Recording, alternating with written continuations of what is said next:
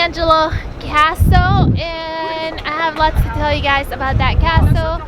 It's only a short walk away, so come with us.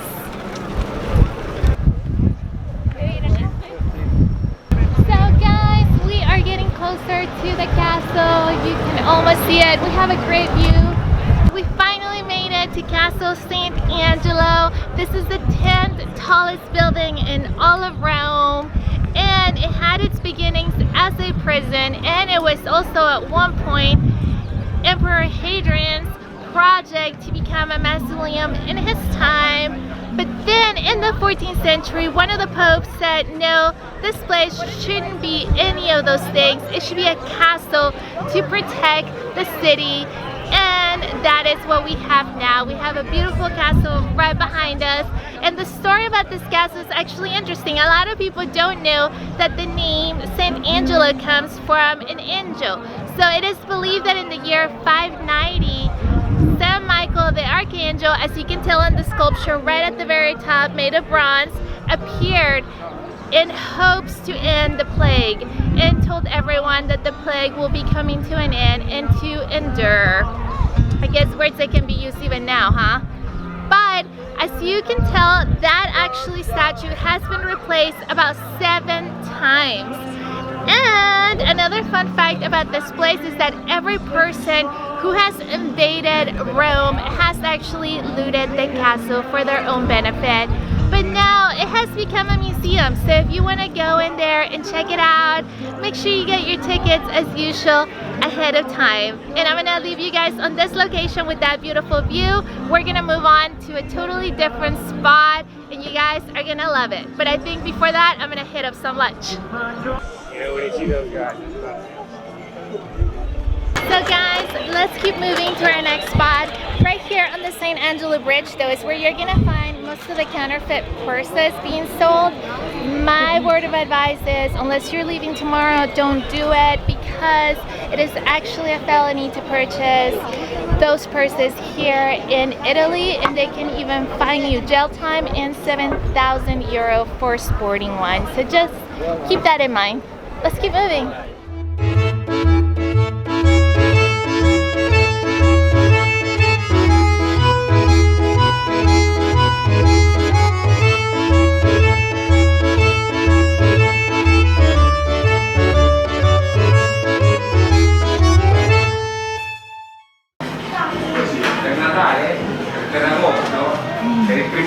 The food has arrived and it looks absolutely delicious. I can't wait to dig in.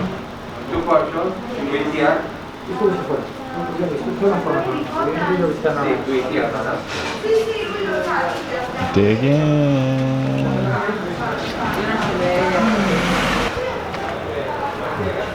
That was absolutely delicious, and we made it just in time because they just closed. So it's time to keep moving. Let's go. Keep exploring.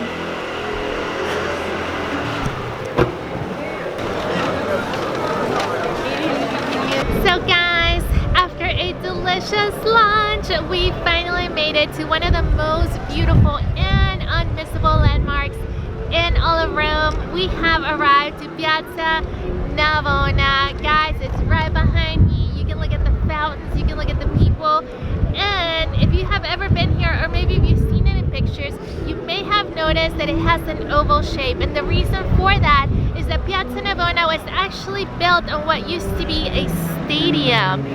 So there you have it. That is why it holds the oval shape that it does in modern day.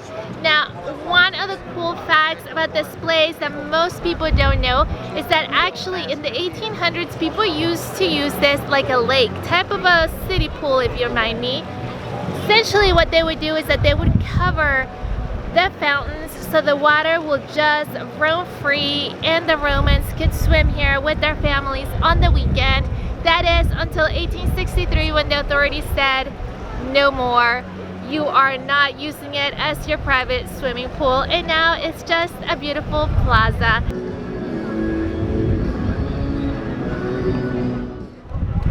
So guys, we have made it to the opposite side of the piazza, and here you have the Fountain of Neptune, and it is from here that we're gonna keep moving to our next spot.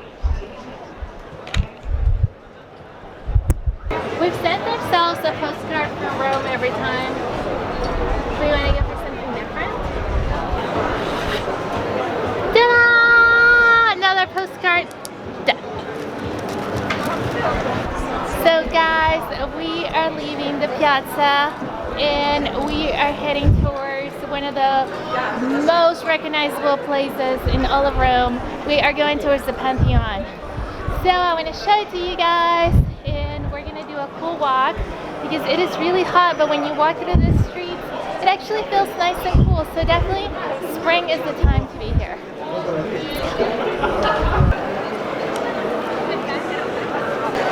So guys, a little walk later, we have made it to the Pantheon, one of the oldest buildings still standing here in all of Rome. Now, I do have quite a bit of fun facts for you when it comes to the structure right behind us. One, it was actually an ancient Roman temple, but today it is used as a Catholic church, you guys.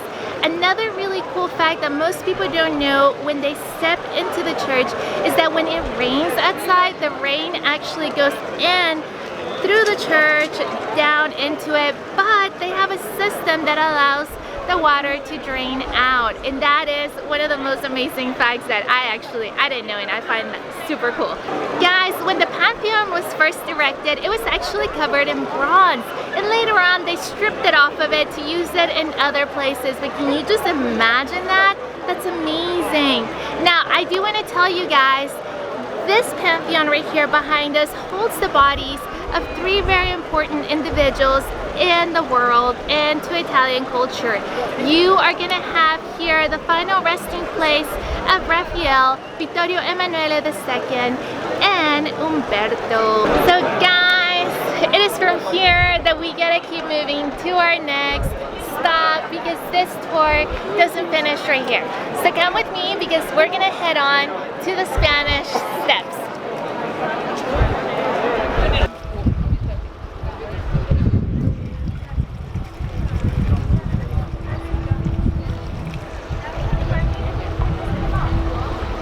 Cheers. This is what the crew gets. Instead of wine and coffee and spritz like the talent does, the cameraman gets water from a fountain. So guys, after our walk, we have managed to make it to the Spanish Steps, another incredibly famous landmark here in Rome, guys. And I have a couple of fun facts for you on this one. The reason why this is called Piazza Spagna and the Spanish Steps as we know it, it's because the Spanish embassy used to be here a very, very long time ago, although the Italians don't know it as the Spanish Steps. To them, it's simply La Scalatina, and that is the name for it. Now, I do want to tell you guys a couple of fun facts. You see the church right at the top behind me? That is actually owned by the French here in Rome. That is their property. And guys, the guy that paid for this steps to be paved and built all the way to the top was also French. So that's pretty mind-blowing in and of itself. But I have another even more mind-blowing fact for you guys. In 2007, somebody was drunk driving and they decided that it would be a bright idea to drive down the Spanish Steps in their little car. So they were caught coming down with a car. Of course, the police got here and arrested him. But what's even more astonishing, guys, is that it didn't just happen once. It happened again in 2012 when an Italian citizen once again got drunk and decided to do the very same thing and drive down the Spanish Steps. So a quick pro tip for you guys, don't drink and drive, especially don't do it down the Spanish Steps. Guys, we are climbing up the stairs. It is about 175 steps to the top. So it's quite a little bit of a struggle, but we have made it almost to the top, right here where we can get a view of the church. And as you guys know, the Spanish Steps have been movie famous since 1953. Wow. And guys, it is from right here that we are gonna close out the video for today. It has been an amazing journey, and I'm so glad that you guys came along with it. If you'd like to see more videos like this, please make sure that you subscribe, like, and don't forget to click that little bell. I have way more content coming up on the beautiful country of Italy, so make sure that you guys stay tuned. Thanks so much, guys, and until next time.